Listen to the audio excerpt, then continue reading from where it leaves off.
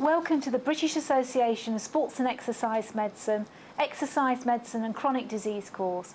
Today talking about exercise and pre and post-op surgery.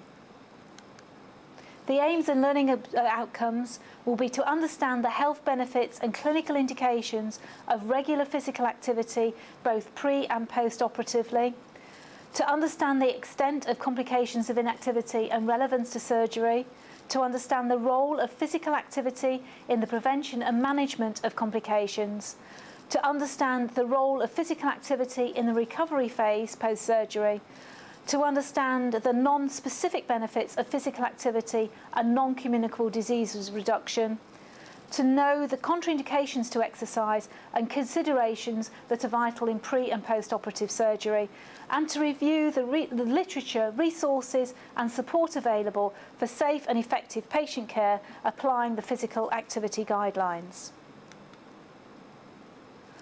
First, it's important to note that the complications of inactivity and benefits of exercise, both pre- and post-surgery, is an exciting but emerging science, which means that some of the evidence is lacking, but I'd like you to concentrate on some of the common sense reasons on why exercise, both pre- and post-surgery, is still to be considered as vital medicine. We know that post-surgery blood clots kill more people than road traffic accidents, breast cancer and AIDS combined.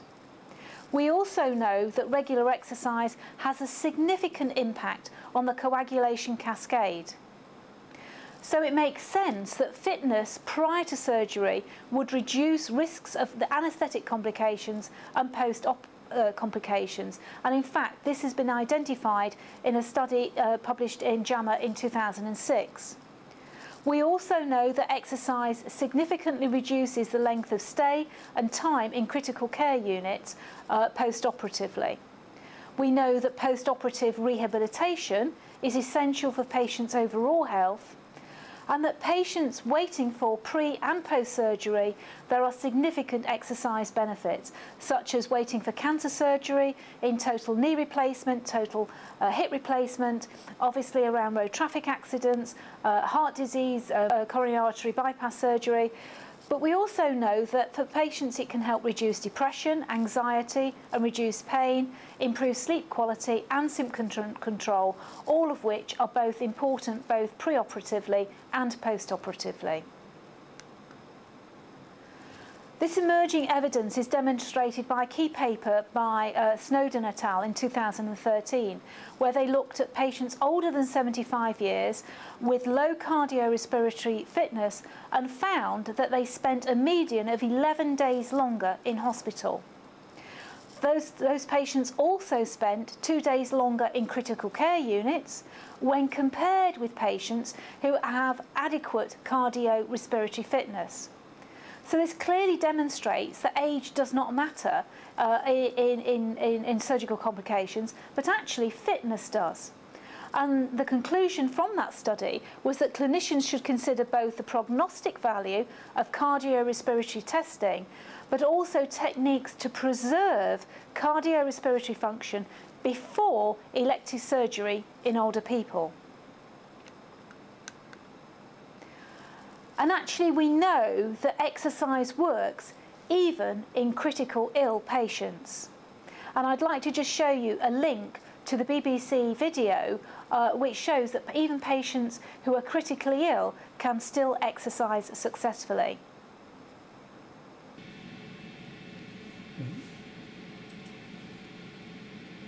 Did a great job. Barbara Hickman has been seriously ill with pneumonia, but she's cycling 3 miles in 20 minutes in her intensive care bed. They brought the bike in. It was a little bit scary to look at. They turned around and said, don't worry, if you feel that you can't do it, the machine will do it for you. But I didn't need the machine to do it for me. They did say I was going a bit too fast, so try to slow down a bit. So I did. It wasn't difficult at all, but it will be useful. Patients here can stay in bed for days, even weeks, but even the most seriously ill need exercise almost from the day they arrive. early rehabilitation in the critical care phase can have an effect on people's length of time in the ICU, and more importantly, length of time in hospital, and also what they're able to do once they're out in the community. This bike costs £7,000 and the hospital is fundraising to buy one. Eventually, they hope all critically ill patients will use it, just like Barbara. David Fenton, BBC South Today. The potential health benefits of exercise preoperatively given by brief intervention could demonstrate improved cardiovascular fitness, improved muscle strength and range of movement in joints, help maintain and control a healthy weight, reduce the risks of infection and complications, resulting in fitter patients with better surgical outcomes, and also highlight the importance of aerobic exercise in wound healing. Unfortunately, muscle and range of movement exercises don't appear to affect outcomes, but let's watch this space. Potential health benefits of exercise post-operatively via brief intervention can include improved mobility, specifically in spinal surgery that was highlighted by Cochrane in 2013, but also in total knee replacement, total hip replacement, and also increased cardiovascular fitness, reduce the risks of blood clots, reduce the risks of complications, provide earlier and safer discharge, and maintain an active lifestyle. Given reinforcement by the surgical team, we know works because patients listen to their surgeons. We also know that exercise can help relieve pain, maintain weight control with diet interventions, and improve return to work stamina, although there are very limited studies in this area. The contraindications to exercise both pre-op and post-op are any of the 8 absolute contraindications, any of the contraindications for exercise in cancer, and also avoiding high-impact exercises such as running, tennis and basketball, and avoiding high-impact or contact sports which may cause unnecessary wear and tear on joints or increase the patient's pain levels. Exercise recommendations pre-op are about choosing fun, engaging exercises that exercise the whole body. And to give an example of this, if somebody is having a total knee replacement, they still have arms, lungs, heart and brain that all need exercising. And it's important to ensure heart healthy, strength, balance and flexibility exercise training at least 3 months prior to surgery. And it's important that this is recommended and that inactivity is not a surgical option or opt-out. Patients can be offered chair-based, lying down or supported exercises using equipment such as a recumbent bike. They can try low-impact exercises such as walking, dancing and cycling. And it's important for the whole surgical team, a multidisciplinary team, to ensure that it's part of a pre-clerking vital sign in elective surgery. So this means that patients have an opportunity prior to surgery to receive exercise support that puts them in the best possible position for successful surgical outcomes. And it's also important that patients realise that regular exercise as part of an overall evidence-based treatment plan is important for their long-term health, and surgeons should explain why this is important in the reduction of obesity and non-communicable diseases. Exercise recommendations post-op are usually directed by the surgeon, and full rehabilitation plans can start from day 1 of surgery, assuming that the surgical team are happy with this. General exercises usually start between 8 and 12 weeks post-surgery. And this is because 3 months is an awfully long time to be totally inactive, and we know that inactivity is associated with muscle wastage and increased poor health outcomes. Simple exercises such as walking, side steps, step-ups, general strength exercises, gentle stretching exercises, chair-based exercises, relaxation exercises such as Tai Chi, yoga and Pilates can all help improve strength, mobility, the range of movement, balance and overall health. It's important to recognise that the technique and safety options are incredibly important, so please ensure that patients ask for support or more specialised supervised exercise programmes. And let's all move our surgical patients to improve their lifelong heart health. There's been a lot of recent success and recent research in cancer surgery. And they asked the question recently, could fitness be a key to cancer surgery success? And the answer is yes, of course it can, but evidence is key. And in fact, Dr. Julia Silver said from Harvard Medical School, I think of prehabilitation as some sort of umbrella that's offered to patients before they go into a storm. And I think there's huge opportunities for surgeons to investigate the benefits of exercise preoperatively in certain groups such as cancer. But the results of this cancer study showed that prehabilitation achieved success in ranging from 2 to 6 week programs. And it's important to recognise that patients actually feel better and may well be able to manage their disease symptoms and symptoms related to surgery much better and much more proactively. There are many examples of post-rehabilitation exercises, and I'd just like to give you an example of exercise instructions to be given for total knee replacement.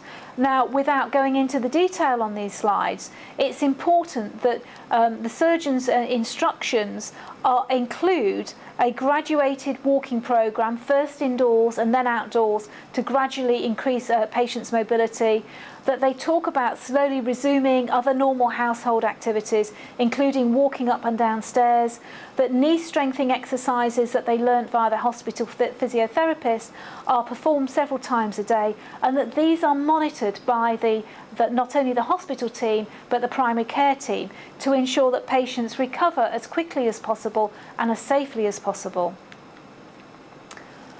Between 4 and 6 weeks after knee replacement surgery, most patients can resume normal daily activities such as shopping and light housekeeping, and certainly driving is also possible at around 4 weeks if patients are able to bend their knee far enough to sit in the car and they feel that they have enough muscle control to properly operate the brakes and accelerator. And this is an important part of patients' quality of life and improving their mobility. But it's important also to recommend a variety of low-impact activities such as walking, swimming, golfing or biking, avoiding high-impact activities such as jogging and tennis or sports that involve contact and jumping, and discuss with a doctor about the daily exercise limitations and things that could be modified or supported to help maintain a patient's physical activity levels. What all of this advice fails to recognise is that regular exercise will help maintain not only joint health, but improve balance, increase bone density, and help reduce the disability, muscle loss, pain, immobility, and protect a patient against non-communicable diseases. And I think that this is a key role of all surgical teams to be supportive on the obesity and inactivity epidemics. The Tomorrow's Doctors guidance also talks about providing patients with informative instructions, both audiovisually and written, to help patients understand the benefits of lifestyle change. And I think it's important to recognise the emerging opportunities that are available online and via social media in enabling patients to access simple exercises that they can do at home and also be monitored by the healthcare team. Both in hospital and in primary care. And there's a plethora of exercise programs to try online, and I think it's important that all surgical teams have not only access to these but also are responsible for the quality of the exercise advice provided. But basically it's important to ensure patients, even at the bare minimum, are including a daily walking regime for at least 30 minutes, not only pre-operatively but post-operatively.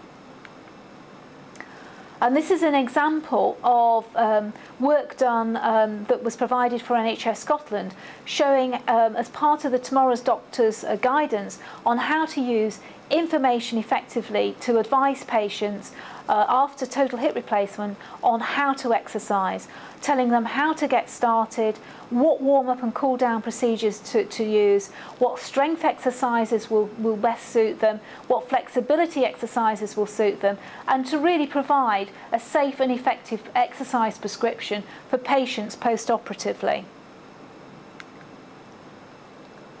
The key learning points is that Professor Trennell, that ran that first study on older patients, said this data from this study reinforces how important it is to be physically fit before surgery, no matter how old you are. And he then went on to say, we're not talking about being an athlete, but being fit enough to ride a bike. And I think that this epitomises the instructions for patients in ensuring that it's important not only that we ask our patients to ask about exercise advice within a consultation, we have to provide the environment within surgical teams to enable patients to ask about being more active, and to enable them to think about that in terms of no matter what their appointment is about, what the consult is about surgically, if they want to talk about lifestyle, then they are in a position to be able to ask the surgical team for lifestyle support and advice. So in summary, improvements in physical activity both pre and post-op can greatly improve multiple outcomes and reduce surgical complications. Physical activity advice and interventions are crucial in the recovery phase for any condition and at a teachable moment. And again, there's unique opportunities for surgical teams to contribute in terms of teachable moments with their patients around the benefits of physical activity advice. This physical activity advice should not only be concerned with the surgery, but preventing non-communicable diseases in the future and providing an opportunity to make a difference to a patient's long-term health outcomes. There are several considerations and contraindications for both pre-op and post-operative interventions, but there is now a growing evidence of literature, resources and support available for the safe and effective physical activity advice and support both in pre and post-op patients. Thank you very much for listening.